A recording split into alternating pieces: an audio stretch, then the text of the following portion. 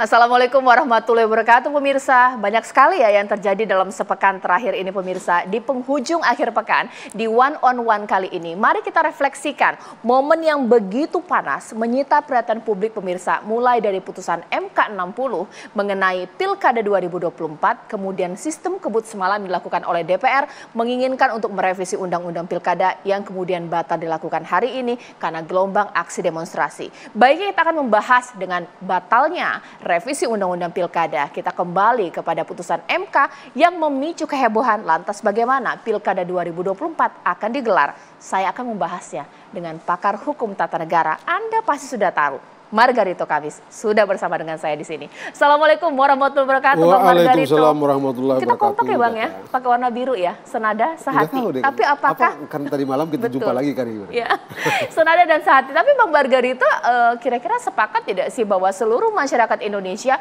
punya sehati dan juga sepaham dengan peristiwa politik yang ada saat ini? DPR sempat mau merevisi Undang-Undang Pilkada. Ada aksi demonstrasi, akhirnya dibatalkan, kembali lagi kepada MK 60. Ini proses yang begitu heboh ini seperti apa Bang Margarito mengenainya?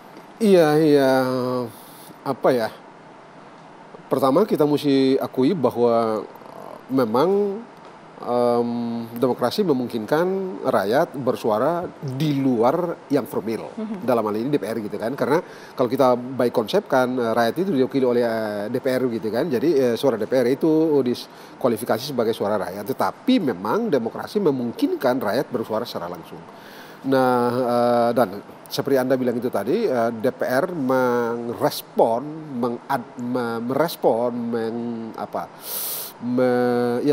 dan mengadaptasikan apa yang dimaui oleh rakyat itu dengan cara mereka menghentikan proses pembahasan rancangan perubahan Undang-Undang 10 2016 tentang pilkada itu gitu ya. Dan memang mesti diakui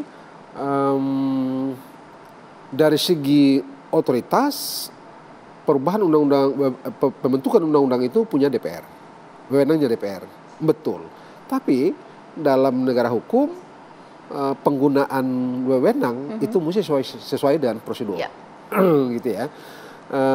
Kalau kita lihat kemarin kan, Cak tahu sendiri gitu kan, putusan hari ini, kalau tidak salah besoknya langsung dibikin rapat itu. Betul RUU-nya sudah diajukan dari tahun 2023, tetapi kan terhenti panjang banget itu. Terus nanti setelah ada putusan ini, tiba-tiba terus ada pembahasan gitu ya. Makanya di satu kesempatan di TV One juga saya bilang, memang dari segi prosedur terlihat ada masalah. Dan tapi itu baiknya adalah DPR responsif. Ya, baik.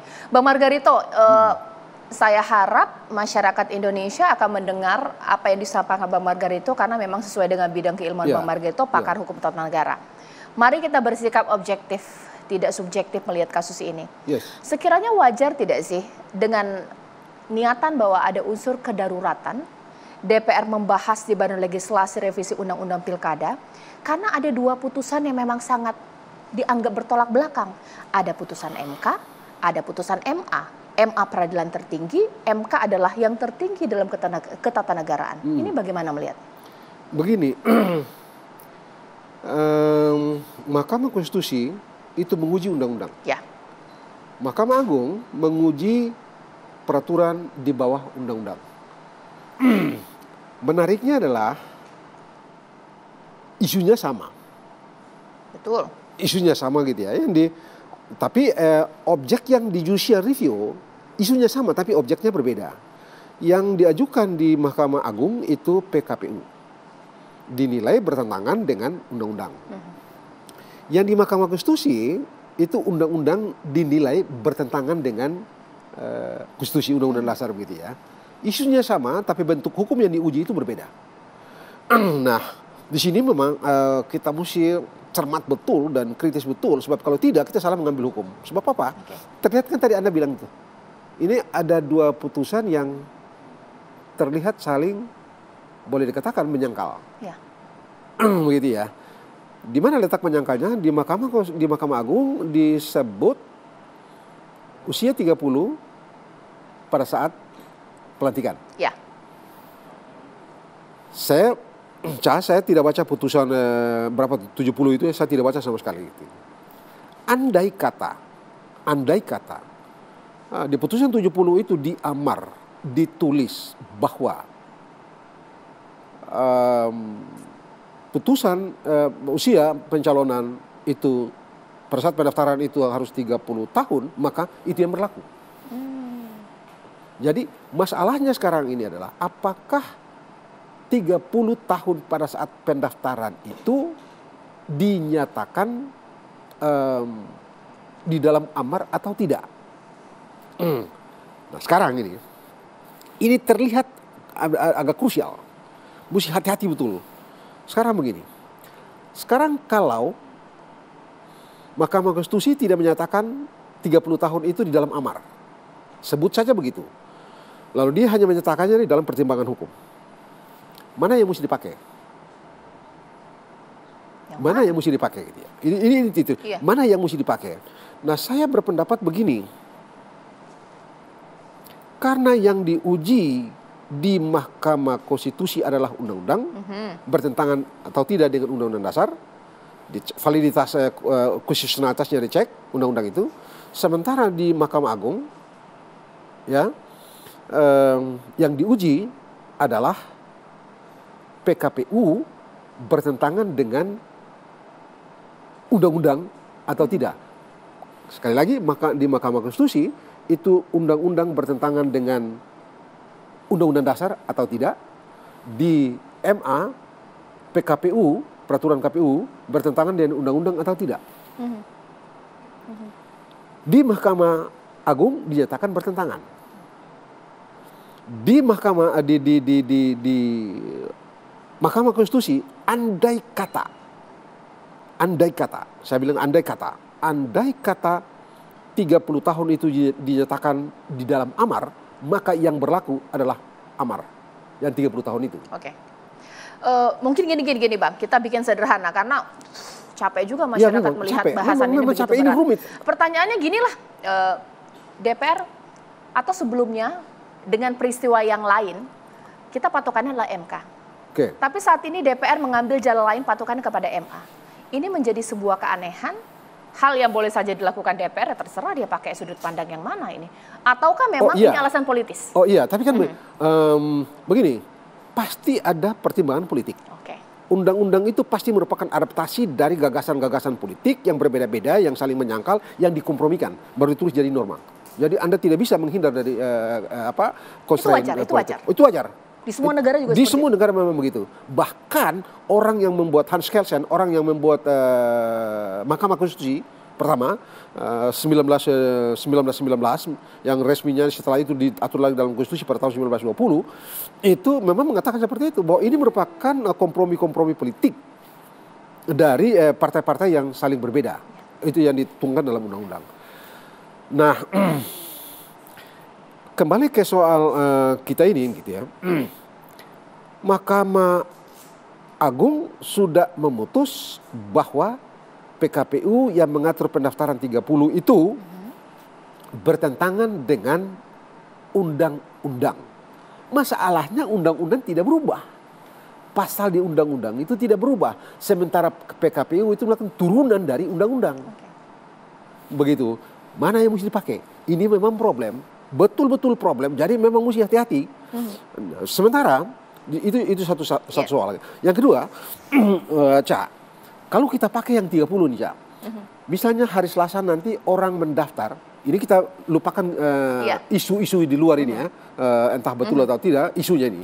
Katakanlah Kaisang, Pak Kaisang ini Mas Kaisang ini daftar. Lupakan dia deh. Orang lain, siapapun itu. Siapalah itu. Umurnya 29 saat ini ya. Katakanlah 29, 29. Bentar lagi ulang tahun gitu ya. Katakanlah 29, 6 bulan misalnya, atau 29, 7 bulan begitu, atau ya kurang lebih begitu. Sementara katakanlah kalau pelantikan itu sekitar bulan Februari. Pendaftaran kan sekarang nih. Pelantikan nanti pada bulan Februari. Pada waktu pelantikan dia belum berumur 30 tahun.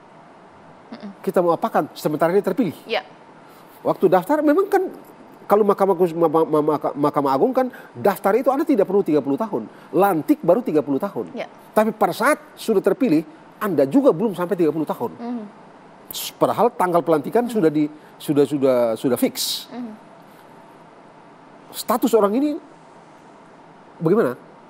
Batalkah pencalonan dia ataukah tunda pelantikan sampai dengan nanti orang itu berumur 30 tahun? Nah, bisa bayangkan kalau misalnya dia umurnya baru 29. Tunggunya berapa lama itu? Kira-kira 8 bulan. Apakah itu yang dilakukan? Jadi ada problem juga memang di dalam putusan Mahkamah Agung yang mengatur 30 tahun itu.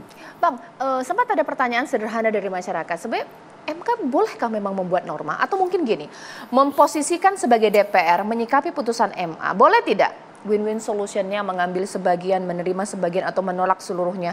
Tidak kemudian mengambil alih bahwa oke, saya mengambil hanya lewat sudut pandang MA. Ya, begini. Kalau kita bicara undang-undang dasar, ya, sekali lagi saya rigid di situ, Mahkamah Konstitusi tidak bisa bikin norma. MK nggak bisa bikin norma, kita garis bawah ini ya. Oke. Dalam pasal 24C ayat 1 itu disebut tegas Mahkamah Konstitusi berwenang mengadili yang putusannya bersifat final untuk menguji. Oke. Untuk menguji dan hanya menguji ya? Untuk menguji. Tidak ada, menguji itu mengecek derajat validitas konstitusional dari undang-undang itu terhadap undang-undang dasar. Ini sinkron enggak? Pasal ini dengan undang-undang dasar ini sinkron enggak? Mahkamah Konstitusi sinkron, dia bilang sinkron konstitusional. Kalau dia tidak sinkron, dia bilang tidak konstitusional. Oke. Atau kalau alasannya tidak cukup, ditolak itu. Cuman itu harusnya. Dan orang seringkali mengatakan bahwa tidak bisa Mahkamah Konstitusi bukan corong undang-undang saja, terima dan atau tidak terima atau tolak. Jadi Mahkamah Konstitusi harus bergerak di luar itu. Tapi Anda jangan lupa Hans Kelsen yang bikin otak dari Mahkamah Konstitusi, dia bilang tidak boleh step aside dari norm. Dia tidak bisa bertindak. Nah, putusan ini keluar dari norma. Nah, memang. Memang di bagian mana? Memang loh. Kan dia bikin formula kan, Mahkamah Konstitusi kan bikin formula kan. Oke. Formula yang di penduduk, pencalonan misalnya, penduduk jumlah sekian pakai persen. Batas sekian persen. Penduduknya sekian dalam daftar pemilih. Itu salah, Bang? Itu norma, itu membuat norma, itu kewenangannya DPR. Itu berarti nggak boleh? Memang tidak boleh. Oke. Memang tidak boleh. Orang mengatakan, dulu putusan Mahkamah Konstitusi yang nomor 70 yang memungkinkan Gibran masuk itu, kenapa tidak di-challenge? Kenyataannya DPR dan pemerintah memang tidak respon. Nah, karena tidak respon serta-merta berlaku sebagai hukum. Persis seperti putusan yang sekarang ini. Kalau Presiden dan DPR tidak respon, tidak mau mengubah, maka dia serta-merta berlaku sebagai hukum. Mau kita suka mau tidak suka dengan kenyataan hukum yang diputuskan oleh Mahkamah Konstitusi. Terlepas dari kontra ini, Bang, sederhananya putusan MK 60 dan 70 ini kuat tidak untuk diaplikasikan untuk Pilkada 2024 jadi acuan? Sekarang begini. Karena tidak ada tindakan hukum dari pembuat undang-undang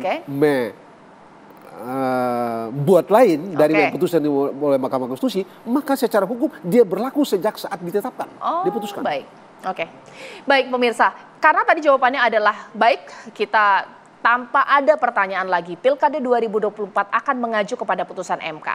Untuk dari itu sekarang pertanyaannya, berani tidak KPU akan menerbitkan PKPU yang sesuai atau merujuk kepada putusan MK, pemirsa? Karena saat ini KPU di daerah akan berkoordinasi, berbicara dengan partai politik mengenai syarat ambang batas dan juga usia. Sesaat lagi di One on One. Kami kembali.